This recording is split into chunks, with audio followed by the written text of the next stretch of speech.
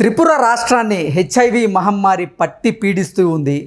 ఈ హెచ్ఐవి బారిన పడి ఇప్పటికే 47 మంది విద్యార్థులు మృత్యువాత పడగా మరో 828 మంది విద్యార్థులకు హెచ్ఐవి పాజిటివ్ వచ్చినటువంటి నేపథ్యంలో అసలు త్రిపురలో ఈ హెచ్ఐవి కేసులు పెరగడానికి గల కారణం ఏంటి అనేది మనం విశ్లేషణ చేసుకునేటువంటి ప్రయత్నం చేద్దాం. ప్రస్తుతం మనతో పాటు ఉన్నారు ప్రముఖ సినీ క్రిటిక్ దాసరి విజ్ఞాన్ గారితో మాట్లాడదాం. విజ్ఞాన్ గారు నమస్తే అండి. ఇప్పుడు ఈ త్రిపుర రాష్ట్రాన్ని హెచ్ఐవి మహమ్మారి పట్టి పీడిస్తూ ఉంది. ఇప్పటికే ఈ ఎయిడ్స్ బారిన పడి 47 మంది విద్యార్థులు ప్రాణాలు కోల్పోగా మరో 828 మంది విద్యార్థులకి హెచ్ఐవి పాజిటివ్ వచ్చింది. ఏంటి అసలు ఆ హెచ్ఐవి ఇంతగా పెరగడానికి కారణం ఏంటి? యాక్చువల్గా హెచ్ఐవి ఎయిడ్స్ అంటే కేవలం శారీరక సంబంధిత మాత్రమే వస్తుంది. అండ్ అలాగే ఈ ఇంకొక రకరకాల ఈ వింత వింత ఆలోచనలు ఉంటాయి కదా, అంటే సురక్షత లేని శృంగారం వల్ల వస్తుంది అని చెప్పి చాలామంది అనుకుంటారు. అలాగే ఫిక్స్ అయిపోయి ఉన్నారు ఇప్పటికీ కూడా. కాకపోతే ఈ ఇంజెక్షన్లు సిరంజీలు వాడినవే మళ్ళీ వాడ్డాలు, బ్లేడ్లు ఇట్లాంటి వాడినవి మళ్ళీ వాడ్డాలు, ఇలాంటి వాటి వల్ల కూడా ఒకరికి అలా అలా అలా వస్తాయని చాలా తక్కువ మందికి తెలుసు. త్రిపురలో జరిగిన సిచ్యువేషన్ ఇది. ఆ మధ్యకాలంలో ఒకసారి ఒక పానీపూరి వాడికి హెచ్ఐవి ఉంటే ఆనియన్స్కి వచ్చేటప్పుడు వాడి వేలు తెగి బ్లడ్ అందులో పడి మరి చాలా మందికి మళ్ళీ హెచ్ఐవి సోకింది. అండ్ హెచ్ఐవి సరే ఎలాగోలాగా వచ్చింది. అక్కడ 878 విద్యార్థులు రోజుకి 828 రోజుకి ఒక 5 నుంచి 7 కేసులు నమోదవుతున్నాయి. అండ్ ఇప్పుడు విద్యార్థుల గురించి తక్కువ మాట్లాడుకుంటే మంచిది. మొత్తం త్రిపుర రాష్ట్రంగా 5674 మందికి వచ్చింది. దాంట్లో 4500 చిల్లర పురుషులు ఉంటే 1103 మహిళలు ఉంటే ఒకరిద్దరు ట్రాన్స్జెండర్స్ ఉన్నారు. ఓకే, ఇంతమందికి సోకింది. ఎందుకు ఇలా అని చెప్పి ఇప్పటికీ వాళ్ళు వేగంగా దర్యాప్తు కొనసాగించినప్పుడు వాళ్ళకి తెలిసింది ఏంటంటే ఒకరు వాడిన సిరంజికి విద్యార్థులు ఏం చేస్తారంటే డ్రగ్స్ వాడేవాళ్ళు వీళ్ళు వేసుకున్నాక మళ్ళీ దాంతోనే వాడిపోడ్చుకోవడం, మళ్ళీ దాంతోనే వాడిపోడ్చుకోవడం లాంటివి చేస్తున్నారు. ఇలాంటివి అండ్ ఈ అలవాటు ఉన్న తర్వాత వాళ్ళు చేసే షేవింగ్లు ఒకరితో ఒకరు మాట్లాడుకోవడం, వీళ్ళ నుంచి వాళ్ళకి వాళ్ళ నుంచి వాళ్ళకి అలా అలా అలా అలా సోకి చాలా మందికి సోకింది. అంటే ఒక్క హెచ్ఐవి ఉన్న వ్యక్తి వాడినటువంటి సిరంజి కానీ లేదంటే రేజర్ కానీ వాడడం వల్లే మిగతా వారికి హెచ్ఐవి వచ్చే అవకాశం ఉందా, లేకపోతే ఇక్కడ మిగతా వాళ్ళకి అలా వచ్చింది. అండ్ నెక్స్ట్ రాష్ట్ర వ్యాప్తంగా ఎక్కువ కేసులు అయితే నమోదయ్యాయి.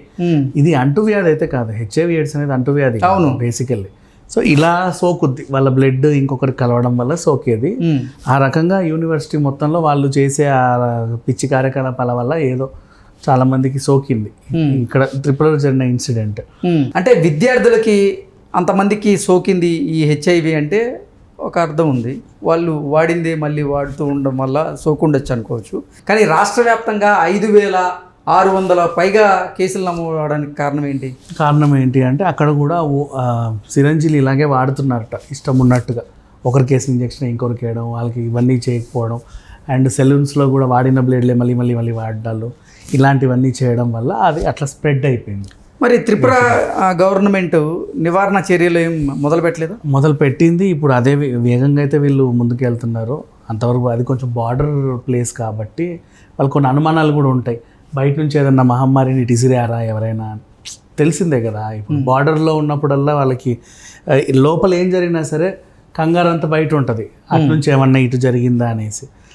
ఇక ఇప్పుడు వీళ్ళ లక్షణాలు ఎలా ఉన్నాయంటే దగ్గు అండ్ బరువు తగ్గిపోవడం, కళ్ళు రెడ్ అవ్వడం, కండరాల బలహీనత, అండ్ నెక్స్ట్ గొంతు ఇక్కడ ఈ శ్వాసగ్రంథి లోపల వాపులు రావడం, అండ్ ఈ శ్వాసకోశ ప్రాబ్లమ్స్ రావడం, నరాలు పట్టేయడం, తెలిసి తెలియకుండానే అలా లీనమైపోవడం, నీరసం ఎక్కువ రావడం, ఇట్లాంటివన్నీ కూడా ఇది మొదటి హెచ్చరిక. యాక్చువల్లీ ఇంకా నోట్లో పుండ్లు, నాలుకపై మచ్చలు ఇలాంటివి ఏమైనా వస్తే ఇది స్టార్టింగ్ అనుకొని వీళ్ళు చెకప్ చేయించుకోవడానికి వెళ్ళాలి. అలా వెళ్ళిన ప్రతి ఒక్కరికి కనీసం 100 మందిలో ప్రతి 5 నుంచి 7 మందికి ఇది సోకింది అని చెప్తున్నారట. ఇంకా ఇప్పుడు రాష్ట్ర వ్యాప్తంగా అందరికీ టెస్టులు చేస్తే ఇంకెంతమంది బయటపడతారో అని అందరూ ఇది అవుతున్నారు. అండ్ త్రిపుర నుంచి రీసెంట్గా ఇళ్ళలోకి వచ్చిన చుట్టాలు కానీ ఫ్రెండ్స్ కానీ వాళ్ళు బస చేసి వెళ్ళిన హోటల్స్ వాళ్ళు కానీ కొంచెం జాగ్రత్త పడుతున్నారు. అంటే ఇప్పుడు త్రిపుర నుంచి ఇక్కడికి వచ్చావు, ఏదో ఓయో రూమ్లో 4 రోజులు ఉన్నావు, ఏదో సంథింగ్ నువ్వు వెళ్ళిపోయావు, ఇప్పుడు ఆ రూమ్ని మళ్ళీ ప్రక్షాళన చేస్తున్నారు, అంటే వాడికి సంబంధించిన బ్లడ్ గిడ్డ ఏ చిన్న ఏదో అక్కడ ఉన్నా కూడా ఎందుకని హౌస్ కీపింగ్ వాళ్ళు సరిగా చేయడం, శానిటైజ్ చేయడం. ఈ ఎయిడ్స్ అనేది అంటువ్యాధి కాదు, ఇది శారీరకంగా కలిస్తే మాత్రమే స్ప్రెడ్ అయ్యిద్ది అంటూ అందరూ భావిస్తూ ఉంటారు. ఎవరన్నా ఎయిడ్స్ ఉన్న వాళ్ళు నిద్రిస్తున్నటువంటి బెడ్ మీద పడుకున్నా అది వ్యాప్తి చెందుతుందా, అందుకే ఇంతగా త్రిపురలో ఈ కేసులు పెరుగుతున్నాయా అంటే ఏం చెప్తారు? ఇట్లా ఒక రాష్ట్రంలో జరిగినప్పుడు మిగతా రాష్ట్రాలకి న్యూస్ పాకినప్పుడు ఆ రాష్ట్రానికి సంబంధించిన ముఖ్యమంత్రి కానీ వాళ్ళు కానీ ఏం చేస్తారంటే గోప్యత వ్యవహరిస్తారు యాక్చువల్గా. ఎందుకు అంటే పలానా రాష్ట్రంలో ఇప్పుడు దీనికి కారణాలు ఏవి అని అందరూ మాట్లాడుకుంటున్నారు, కాదండి ఇలా సిరంజిల వల్ల దానివల్ల అని చెప్పుకుంటున్నారు. బయట వాళ్ళకు ఉన్న అనుమానాలు ఏంటంటే అఫ్కోర్స్ కాలేజీలు పిల్లలు విద్యార్థులు ఎవరైతే ఉన్నారో వాళ్ళు కాలేజీ విద్యార్థులతోనూ అలాగే బయటి వాళ్ళతోనూ ఎక్కువ మహిళలు వ్యాపారాలు చేస్తా వ్యభిచారం చేస్తా దీన్ని స్ప్రెడ్ చేశారు, అందుకే ట్రాన్స్జెండర్లో మహిళలు తక్కువ ఉన్నారు, పురుషులు ఎక్కువ ఉన్నారు, సో తరచుగా వీళ్ళందరి దగ్గరికి వెళ్తున్నారనే ఒక వార్త బయటకు వస్తుంది. కానీ ఆ రాష్ట్రంలో వ్యభిచారం ఎక్కువ అనే వార్త చదివితే చండాలంగా ఉంటుంది. త్రిపురకి ఇంకెప్పుడు ఎవరు వెళ్ళరు, చదువుకోవడానికి అమ్మాయిల్ని కూడా పంపరు, పురుషుల్ని కూడా మ్యాక్సిమం పిల్లలు కంట్రోల్ చేస్తారు, అక్కడికి వెళ్తే ఎయిడ్స్లో వస్తాయంట, వద్దురా వెళ్ళకండి అని చెప్పేసి.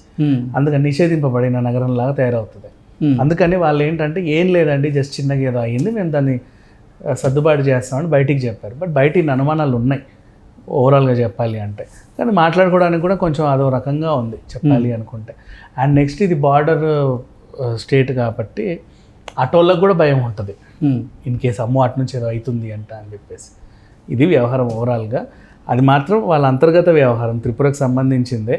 అండ్ ఇప్పుడు అందరూ భయపడేది ఏంటంటే మనకి ఇక్కడ సెలూన్స్, స్పా ఇవి ఉన్నాయి కదా, మణిపూర్, త్రిపుర, నాగాల్యాండ్ నుంచే ఎక్కువ మంది వస్తారు. అవును, మనకి స్పాల్ చేయడానికి గోర్లతో ఇలా ఇలా అంటారు, సెన్షువల్ మసాజ్. బేసికల్లీ నీకు బెలనీస్ మసాజ్ కానీ లేకపోతే ఇంకేమైనా మసాజ్ కానీ చేస్తే డీప్ టిష్యూ చేస్తే అవి వేరు, కానీ సెన్షువల్ మసాజ్ అంటారు అది గోర్లతోనే చేస్తారు, ఇలా ఇలా ఇలా ఇలా గోర్లతోనే చేస్తారు. కొంచెం అది చాలా దారుణం, వాళ్ళ దగ్గరికి ఎవరు వెళ్ళరు. అండ్ స్పాస్ అండ్ సెలూన్స్లోనే కదా వీళ్ళు పనిచేసేది. అసలు గోర్లతో చేస్తేనే బ్యాడ్ బ్యాక్టీరియా ఏదన్నా ఉన్నా మన శరీరంలోకి వెళ్ళే అవకాశం ఉంటుంది. అవును, అలాంటిది ఇంకెవరన్నా HIV ఉన్న వాళ్ళు అటువంటి మసాజ్ చేస్తే పరిస్థితి ఏంటి అసలు? అదే కదా, అండ్ మళ్ళీ వాళ్ళు పనిచేసేదే సెలూన్స్లో.